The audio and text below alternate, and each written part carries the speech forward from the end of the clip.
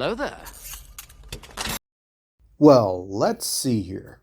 We went through 3 years between episodes 2 and 3. We had a show talking about saboteurs that was actually just a cover for explaining where Dave Filoni's favorite character was during the original trilogy. Then we had that cute little baby Yoda show where they had girls cooing and cawing whenever baby Yoda, I mean Grogu, did pretty much anything at all, featuring a Mandalorian foundling. Then we had the Boba Fett show. And now there's this. General Kenobi! It should be just about the easiest story to tell in the Imperial era, really. Obi just chilled in Tatooine and dealt with local problems that would endanger young Luke. That doesn't seem so hard to do, does it? But apparently it was so easy and simple that they decided not to do that. So, let's have a look-see at what they did end up doing, shall we? Hello, I am Gibson Shamar from Hekate Media, and this is the Obi Wan Kenobi Talk. You already know how this goes. I'll talk about the characters, then the show itself, giving my thoughts on both and providing some insight into the creative choices that were made. First character is obviously Obi Wan Kenobi himself. The show does exactly what should be done with him, show him broken down and suffering from PTSD and quite possibly depression over his failings. He played that part really well too. You see his anguish and sadness every time he comes across something that reminds him of the past, like that Jedi dude that got killed in the first episode that he refused to help. Man, the show really got the mature side of Star Wars right. I was so drawn in, and I watched this recently, after all the backlash towards it, by the way. It's been like a year since it premiered. I don't know. They got Obi-Wan right, at least. He's just chilling on Tatooine, watching Luke from afar, and working at some butchery, some sort of butchery where he steals meat on a daily basis. But it's okay because the boss is an anus. He gets a call from Bail Organa, who tells him that Leia has been kidnapped and refuses at first because he's guarding Luke, obviously. He gives all the excuses people on the internet would have called out, but Bail insists that it be Obi-Wan. So, he accepts and goes to rescue Leia and has repeated run-ins with Reva, an inquisitor who holds a grudge against Obi-Wan because he didn't kill Anakin or show up to save the younglings at the temple from Anakin. Yep, really. Because she had no idea what was happening to all the Jedi across the galaxy, even after joining the Inquisitors. Go figure. Well.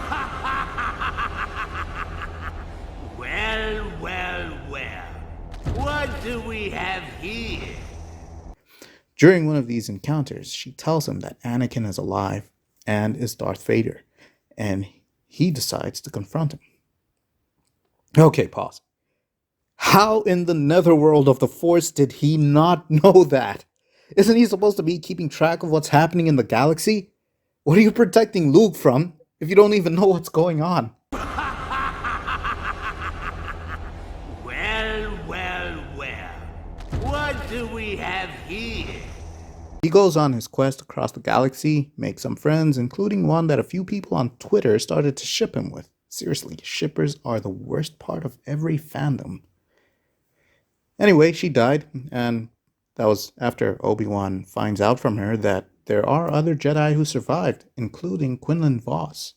You know Quinlan, the surfer bro, who could totally be played by this guy in live action. You hear me? Yeah, after ensuring Leia's safety, Obi-Wan goes to confront Vader and defeats him, then just walks away. My brother in the Force, did you just defeat Vader and then just walk away from him? Oh, jeez, man. Then, of course, he gets back to Tatooine to find that Luke, who he completely abandoned, was brought back to the Larses by the most dangerous Inquisitor who had a change of heart. Oh, Sidious, kill me now. I'm gonna get that to that point. You just wait. Obi-Wan as a character was very on point, both in terms of performance and interpretation. He's beaten up, he's depressed, sad, wasting away in life, just growing old, waiting for his best friend's son to grow up, a boy he can't even send anonymous gifts to.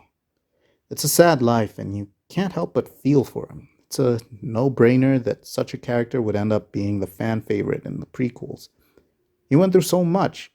His arc is about finding himself and reconnecting with the Force, remembering why he's doing what he's doing, and regaining the power he will need in order to train Luke. And it was actually very well done. Let's move on to the secondary character of the show, Reva, played by Moses Ingram. This one's a bit of a complex story, not just because she's a well-developed character and whose acting performance was excellent, but because her story was clearly influenced by real-life events. See, the actress suffered a lot of backlash online because her character was super intense, and because she has a different hair color. Her character is marked by rage and resent. She's blinded by her quest for revenge against Obi-Wan for her near-death experience with Anakin. As time goes, we learn more about her and see just why she's so dedicated. I mean, any of the Inquisitors would be, considering they're fallen Jedi who were convinced or just tortured into joining the dark side. She was the most efficient, practical character in the show, and quite honestly, she had the most common sense out of everyone. Everything she did yielded results, but the problem was that she was insubordinate and impatient, which rubbed the fan base the wrong way, I guess. Because, Darksiders aren't supposed to be consumed by emotions like rage and impatience, the anti-Jedi philosophy. Anyway, after finding Obi-Wan and haunting him, Obi-Wan convinces her to take a swing at Vader. That sly dog. He knew she'd fail. I just know it. You sneaky guy, you. She tried, and man, was it entertaining to see her try her best against Vader and fail miserably. My guy toyed with her so much that he even started playing with her lightsabers right in front of her. Like, yo, I know you hate the Inquisitors and all, but take it easy, man. Jeez. Anyway, he stabs her after telling her that he knew who she was all along and leaves her to die the same way he did when she was a kid. And that was the end of her character. Or what it should have been. She finds out who Luke and Leia are off screen, goes after Luke, and defeats the Lars family, and almost kills Luke before having a change of heart at the last moment and taking him back to the Larses. I have a lot to say about this moment. You just sit there and relax. Anyway, Moses' performance was probably the best one in the show, and the character really stood out. I liked her. She was the perfect plot device to keep the heroes on their toes because everyone was laid back and calculating. She'd just jump in on the action and get results. Seriously, she's good, and she's willing to go to any lengths to get results. Cut innocent civilians' limbs off to get information? You got it. Burn people's limbs off with her lightsaber to get information? You got it. You bet your ninny. Torture children? For information? That's child's play. There's no limit she won't cross to get the job done. This made me respect her character a lot, and I don't understand those who didn't. Next up, we have Leia Organa, famed daughter of Anakin Skywalker, adopted by the famed Bail Organa, senator or king of Alderaan. They're not really clear on why she's called Princess by 3PO in the original trilogy, if you think about it. Well, whatever. She starts off the show in a scene that's supposed to be about how she's looked down upon and could have self-esteem issues due to being adopted, but she pretty much owns her beliefs. Well, Okay. She's as stern as when she's an adult, so this won't be a show showcasing a bit of growth for her. She gets kidnapped, and Bale insists for Obi-Wan to go find and rescue her. She's always trying to take the lead and tell Obi-Wan how things work, but at least they keep it realistic, because everything she ever takes the lead in fails, and or she gets in trouble. Then Obi-Wan has to rescue her. He must have at some point been like, man, what is with these Skywalkers and attracting trouble? He never once lectured her or told her how to behave or do any correcting at all. That doesn't really sit well since she clearly does need some form of taming, but hey, I'm not a professional screenwriter or anything yet, so what do I know? She's also an innocent kid who has stern, unshakable beliefs that make it difficult for people to deal with her. Heck, Reva got to a point where she wanted to resort to torturing her, where she usually tortures Jedi to death. Yeah, Leia's a tough one. She was the anchor of the show, so a lot was put on that child actor's shoulders, but she managed to pull it off. She performed very well and actually looked like a real 10-year-old girl. Well, okay, she looked 9 years old. 10 is a bit bigger than what she is. Yes, I know people age differently. Let's get off that subject. Her arc, or lack thereof, was explored well enough to justify her existence in the show, but there was really no point in using her. We'll expand on that point later on. Then we have Darth freaking Vader, who has the most bone chilling entrance in the show. Dude, this show showed us why he's feared so much by the general public. Guy shows up at a small village and just starts killing people for no reason at all. That man had a commanding presence and was out for blood. Dude didn't let up not even once, and gosh darn, he really, really, really had it for Obi-Wan. He met him, started a fire, and dragged Obi-Wan along it so that he could feel the same pain he did. Like, seriously, bro, you need to chill, man. But yeah, the two Disney live action projects that had him did Vader perfectly. He was relentless in his hunt for Obi-Wan, but my favorite part was when he showed up and ripped apart a ship like it's nothing after stopping it from taking off, even at full power. Like, man, I was so impressed. This was the best Vader I'd ever seen. Oh, man, he was just intense. And when he played with Reva, gosh, I love that scene. The way he was like, I always knew who you were and what you wanted. Then he just stabbed her, the same way he stabbed her when she was a kid. Genius! Man, I loved that. Then, of course, we had the part where he fought Obi-Wan and lost because Obi-Wan believed in himself again. Or something. Okay, pause. What?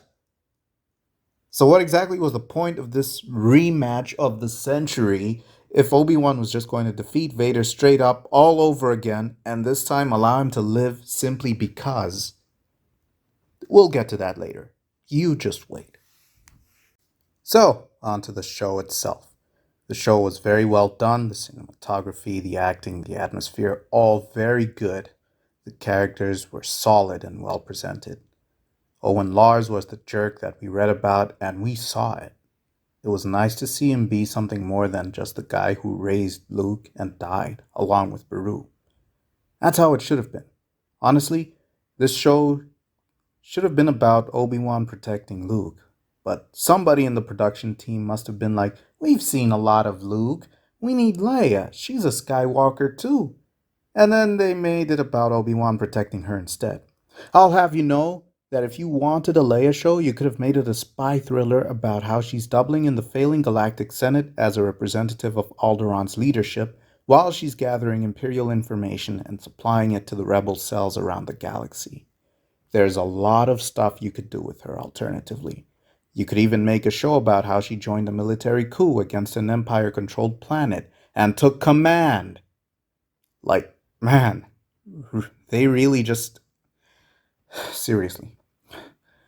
The show ended up forcing itself to keep going despite a lot of ways that it could have just ended simply. Like 3 episodes in, when Obi-Wan could have just escaped and never faced Vader and gotten burned. leading to Leia being kidnapped again and him needing rescuing by this lady who Twitter people wanted to start shipping him with. Gosh, I hate shippers. She died, so it's okay. For all the talk the producers had about making sure they didn't break canon, they sure took liberties with what happens to Obi-Wan in his time on Tatooine. Firstly, let me say that the expanded universe took a poop ton of liberties with the Star Wars universe and the lore. And heck, they even created numerous plot holes within themselves, each other, and the movies. They even had Owen be the one to kill Maul on Tatooine when he went after Luke. Obi-Wan didn't just have Satine either. He just had another love interest called Siritachi, whom he actually started a relationship with. But in the movies, he acts like having romantic feelings for others is completely alien to him. Like it's something he knows exists, but he doesn't really relate to it. The one thing they never did was make Vader and Obi-Wan face each other before episode 4. Why? Because it was better that way. Oh, but they never explicitly said that they never faced each other again after Mustafar, so it's not a plot hole. Yeah, it may not be a plot hole per se, but it dilutes the impact of them fighting in the Death Star if you watch it in chronological order. Plus, the rematch of the century added absolutely nothing to their history, aside from having Obi-Wan call Vader Darth to justify why he did that on the Death Star when it was just the two of them. Like, dudes, he had 18 years to process Anakin's fall from the grace. I'm pretty sure he'd just get to calling him Darth Vader after 18 years of hearing about Darth Vader. The show was perfection up until the end of their showdown, where Obi-Wan walks away from Vader after crippling him. My brother in the Force. Him surviving Mustafar was not on you. You thought he'd die from those flames, but he didn't. Why didn't you kill him this time? Because it's not for you to do? Yeah, dude, you were protecting Luke so he could grow up to kill Palpatine, not Vader. First, you don't even know he's alive because you don't follow galactic affairs for some reason. Now you're all like, nah, Luke will take care of it when he's old enough. Bro, which writer made you think like this? That is so selfish. So now it's like you were just manipulating Luke into killing his own father because you didn't have the guts to do it yourself. Like I said, it's fine if you leave it once because you didn't know he'd survive. But then the second time? Come on, dude. And let's get to the elephant in the room, shall we? Let's talk about Reva. Moses Ingram received a lot of hate from fans because of her role as Reva. Guys, you know it's a show, right? Anyway, her story is basically she survived Anakin in the temple, wants revenge, joins him, then fails to kill him and tries to kill his son as recompense, then chooses not to. Let's see here. Why do I feel like she was meant to die against Vader, but then didn't because they didn't want to give mean people on the internet something to celebrate? Why couldn't she die after returning Luke? Same thing. You see, Star Wars has life lessons, and Reva's life could have served as a powerful life lesson. She survived because of rage. Okay. She tried to take revenge on Vader and failed, and he killed her the same way he tried to when she was a kid. A nice bookend because Vader finished what he started. It cements Vader as a cool bad guy. It also teaches us that revenge gets us killed. Okay, they botched that. She gets to Tatooine, barely able to stand, beats up the Larses, knocks Luke out, then forgets about revenge and takes him back to the Lars family. Okay, she turned over a new leaf. That right there should have been it for her. She should have died because her rage is what had made her survive 2 lightsaber stabbings in the same place. Once she let go of that rage, she should have died. But no. People on the internet were mean to her, so we can't give them something to be happy about. Here's a little advice. Don't base your creative decisions on online discourse. Write the story the way you want it to be. And if it's a prequel, stick to what's established. If it's too much, Leave the show and leave open a vacancy for someone who can do just that. Where was Riva during the original trilogy? She wouldn't just disappear. It's against her character to just disappear. We've seen how driven she is. What? She can show up in another show? That won't answer anything, I'm sure, because those mean people on the internet still exist. And you're not going to kill her because those mean people are going to have something to celebrate. She's going to be another Ahsoka, basically. Conveniently absent from all the movies due to a weak excuse, but she'll survive past everything. The galaxy is a big place, you know. Moving on, I have to say that this show absolutely sabotaged Bail Organa's character. I've never seen a more selfish character than him because of this show in particular. You mean to tell me that Leia got kidnapped? You, the ruler of Alderaan, with your vast wealth and resources, and even Ahsoka, in contact with you, went and took Obi-Wan out of Tatooine to save her. My brother in the Force, Leia is just as important as Luke and has a guardian. You volunteered to take her. No one forced you. No one even suggested that you take her. You just up and volunteered. Obi-Wan took Luke and stuck with him and was doing his job. You know what the worst thing about you is? You didn't even leave anyone from your royal guard or something to protect Luke, and he ended up being a target too because of your stupid self-important selfishness.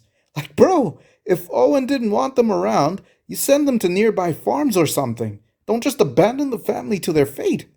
And no one called this out. Bro, Luke was a goner, and your Leia was safe and sound. This is what constitutes as a good ending for you? You sacrificed one kid for the other when you had other options with you that you were in contact with to avoid coming to that kind of situation. Man, I could go for hours about this, but it's meant to be a 20-minute video, so yeah. Anyway, the worst actor was Sung Kang. He was out of place, didn't fit in his costume, and was trying too hard to be menacing. It didn't work. And, by the way, the Grand Inquisitor should have been played by the voice actor. I read why they didn't cast him, but I still don't understand why. And of course, what's a Star Wars show without a nice cameo? Yeah, we got Qui-Gon in the thing. Because, Qui-Gon didn't learn how to manifest himself physically through the Force. Because it seemed that he didn't finish his training, or maybe he did, but he just didn't manifest himself as a spirit. But, this show showed us that he did. For some reason, he never showed up to Anakin to guide him throughout the prequel trilogy or anything. He just showed up to talk to Obi-Wan. Okay, but why? Why then? Why not before? Why didn't you show up for Anakin? Why did you keep teasing Yoda throughout the Clone Wars? Or, well, for that brief time when everyone thought that Yoda was going insane. Why didn't you just manifest yourself physically? Yeah, are you capable of learning more things about the Force when you're already dead? Then what exactly are the rules for this Force ghost thing? Are you just going to keep making these things up as long as the plot demands it? Or is it just going to be a common Star Wars trend to have a cameo for someone who appeared either in the Clone Wars or the prequel trilogy that we thought was dead or did die or just disappeared because, they don't appear in the movies, but they appear in the show? That's coming to be a very annoying trend with Star Wars shows. It's not really about the story anymore. It's about who the guest appearance will be. Anyway, thanks for watching. Next up, we'll talk about Moon Knight. Stay tuned. So, let me get this straight. Obi-Wan and Leia agree to pretend that they've never met each other so that they can explain why Leia sent a message to Obi-Wan in episode 4, acting as if she's never actually met the guy. Okay, fine. You want to go like, oh no, we just agreed to pretend that it never happened? Fine. So this was explained by a few fans that I've debated with online, saying that it was to maintain secrecy. But okay, this was a top secret message that was meant to be seen by only him anyway. So why was she pretending that she had never met him before? Because somebody else might get to see the message? Okay, fine. But did you know that she also mentioned that she has the Death Star plans in the droid in that same message? Wouldn't that information be more dangerous than showing that she knows who Obi Wan is?